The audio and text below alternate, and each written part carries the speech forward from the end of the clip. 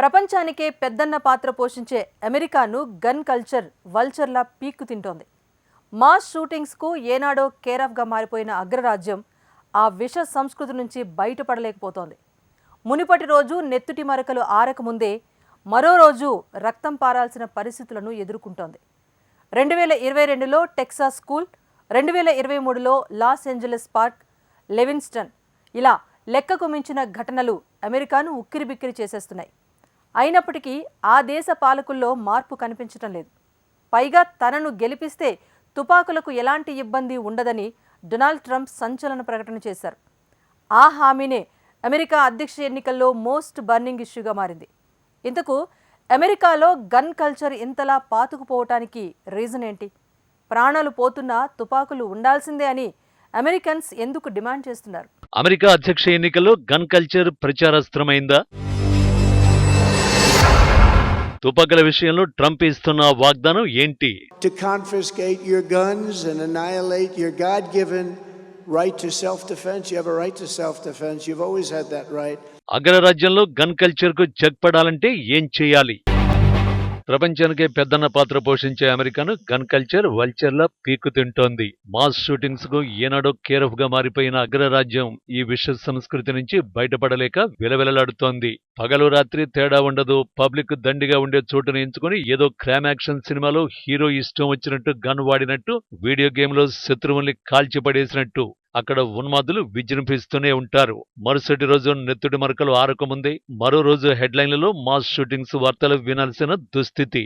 2022లో జరిగిన టెక్సాస్ పాఠశాల mass shooting ఘటనైన గత ఏడాది 10 మందిని బలిగొన్న లాస్ ఏంజల్స్ మాంటరీ పార్క్, లివిస్టన్ లో 20 మందికి పైగా ప్రాణాలను బలి తీసుకున్న ఘటనలైనా ఇదే విషయాన్ని స్పష్టం చేస్తున్నాయి. కానీ ఈ డేంజరస్ గన్ కల్చర్ విషయంలో ఆ దేశ పాలకుల్లో మాత్రం మార్పు రావడం లేదు. తుపాకీల మోతకు చెక్ పెట్టాల్సిన నేతలు ఓటు బ్యాంకు కోసమే ఆలోచిస్తున్నారు. మరోసారి అధ్యక్షుడు కావాలని ప్రయత్నిస్తున్న ట్రంప్ కూడా అదే చేస్తున్నారు. Perhaps worst of all, even as they turn America into a crime-ridden, gang-infested, terror-filled dumping ground, Joe Biden and his thugs will do everything in their power to confiscate your guns and annihilate your God-given right to self-defense. You have a right to self-defense. You've always had that right. తుపాకీల విషయంలో తెంపరి Trump ఇచ్చిన హామీ ఇదే. అమెరికాలో అతి శక్తివంతమైన సంస్థగా పేరున్న national rifle association మద్దతు రిపబ్లికన్ పార్టీ అభ్యర్థి డొనాల్డ్ ట్రంప్ కు లభించింది. 2024 ఎన్నికల నేపథ్యంలో టెక్సాస్ లో వేల మంది ఎన్ఆర్ఏ సభ్యులను ఉద్దేశించి ఇటీవల ట్రంప్ ప్రసంగించారు. ఆ ప్రసంగానికి కొద్దిసేపటి ముందే ఆ సంస్థ ట్రంప్నకు మద్దతు ప్రకటించింది. తనకు మద్దతుగా నిలిచిన ఎన్ఆర్ఐ సంస్థకు ధన్యవాదాలు తెలిపిన ట్రంప్ తనకు ఓటేసి వచ్చే 4 ఏళ్లలో తుపాకులకు ఎటువంటి ఇబ్బంది లేకుండా చూసుకోవాలని పిలుపునిచ్చారు. చట్టం పౌరులకిచ్చిన ఆయుధాలను లాక్కోవాలని బైడెన్ గత 40 ఏళ్లుగా ప్రయత్నిస్తున్నారని ఆయన ఆరోపించారు. తాను పవర్లోకి వచ్చి రాగానే రాజ్యాంగంలోని 2వ సవరణను సంరక్షిస్తానని పేర్కొన్నారు. తుపాకీ యజమానులకు అత్యంత ఆప్తుడైన అధ్యక్షుని తానేనని గర్వంగా ప్రకటించుకున్నారు. During my 4 years, nothing happened, and there was great pressure on me having to do with guns. We did nothing. We didn't yield. And once you yield a little bit, that's just the beginning. That's the avalanche. నిజానికి తాను అధ్యక్షుడిగా గెలిస్తే మీ తుపాకులపై ఎవరు వేలు కూడా పెట్టలేరని ఫిబ్రవరిలో జరిగిన NRA సమావేశానికి హాజరైనప్పుడు కూడా ట్రంప్ హామీ ఇచ్చారు. రిపబ్లికన్ పార్టీలో ఎన్ఆర్ఏ సభ్యులు కూడా ఎక్కువ మందే ఉన్నారు. ఇక ట్రంప్ చెబుతున్న 2వ సవరణ విషయానికొస్తే అమెరికా స్వతంత్ర రాజ్య రక్షణ కోసం సైన్యానికి తోడుగా సాయుధ పౌరులతో ఏర్పడిన దళం అవసరం. తదనుగుణంగా వ్యక్తులకు ఆయుధాలను ధరించే హక్కు ఉంది. ఆ హక్కుకు భంగం కలిగించకూడదని నిర్దేశిస్తూ 1791లో అమెరికా రాజ్యాంగానికి 2వ సవరణ తెచ్చారు. అయితే పౌరులు ఆయుధాలు కలిగి ఉండడానికి దీనికి ముడిపెడుతూ వక్రభాష్యం చెబుతున్నారని, వాస్తవానికి ఈ సవరణలో పేర్కొన్న మిలిషియా అనే పదం నేషనల్ గార్డ్స్ వంటి జాతీయ భద్రతా దళాలకు మాత్రమే వర్తిస్తుందనే వాదన ఉంది.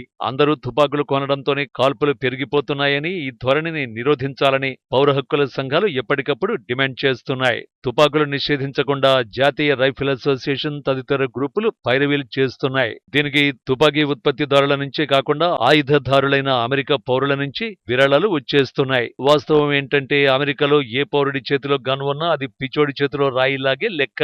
అయితే గన్తో ఆత్మహత్య చేసుకోవడం, లేకపోతే అదే గన్తో ఇతరుల ప్రాణాలు తీయడం అక్కడ మోస్ట్ కామన్ థింగ్. ప్రపంచంలో అభివృద్ధి చెందిన ఏ దేశంలోనూ లేనంత తుపాకీ హింస అమెరికాలో ఉందని అంతర్జాతీయ రిపోర్టులు చెబుతున్నాయి. ప్రతిరోజు 110 మంది ఈ గన్ కల్చర్ కు బలైపోతున్నారు. ఇందులో మోటార్స్ తో పాటు ఆత్మహత్యలు ఉన్నాయి.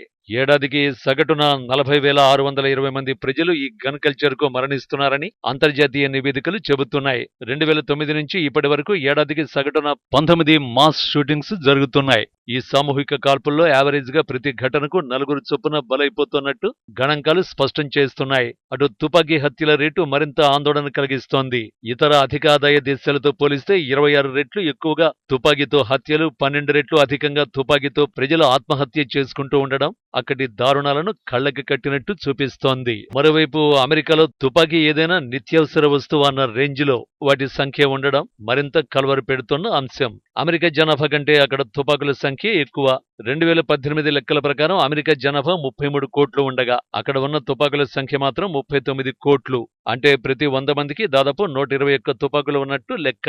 అమెరికా తర్వాతి స్థానంలో ఉన్న యెమెన్లో ప్రతి 100 మందికి 52 గన్లు ఉండగా అగ్రరాజ్యంలో మాత్రం దానికంటే దాదాపు 2.5 రెట్లు ఎక్కువగా తుపాకుల సంఖ్య ఉంది. ఆ లెక్కలు ఇప్పుడు మరింత పెరిగాయనడంలో ఎలాంటి అనుమానాలు అక్కర్లేదు. అయినప్పటికీ రిపబ్లికన్లు ఓపెన్ గానే గన్ కల్చర్ కు మద్దతిస్తున్నారు.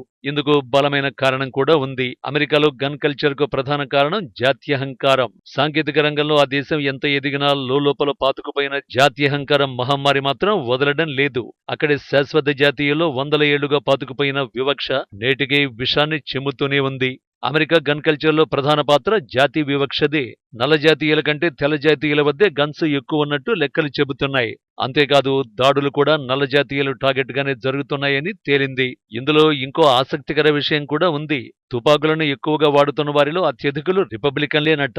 అందుకే కంట్రోల్ చట్టాలకు సెనెట్ లో రిపబ్లికన్ పార్టీ పదే అడ్డు తగులుతూ వస్తోంది. ఓపెన్ గానే గన్ కల్చర్ కు రిపబ్లికన్ పార్టీ మద్దతు తెలుపుతోంది. తాజాగా ట్రంప్ చేసింది కూడా అదే. ఏటా వేలాది ప్రాణాలు తుపాకీ తోటాలకు బలైపోతున్నా తమకు వ్యాపారమే ఇంపార్టెంట్ అన్న విధంగా ఆ పార్టీ ప్రతినిధుల తీరు ఉంటుందనే విమర్శలు ఉన్నాయి. ఎందుకంటే అమెరికాలో ఆయుధాల మాఫియా చేసిందే శాసనం. అంతేకాక అదంతా $100 కోట్ల బిజినెస్ కూడా. అందుకే అమెరికాను గన్ కల్చర్ వల్చర్ల పీక్కు తింటోంది. పాలకుల్లో మార్పు రానంత వరకు ఈ పరిస్థితుల్లో మార్పు కష్టమే.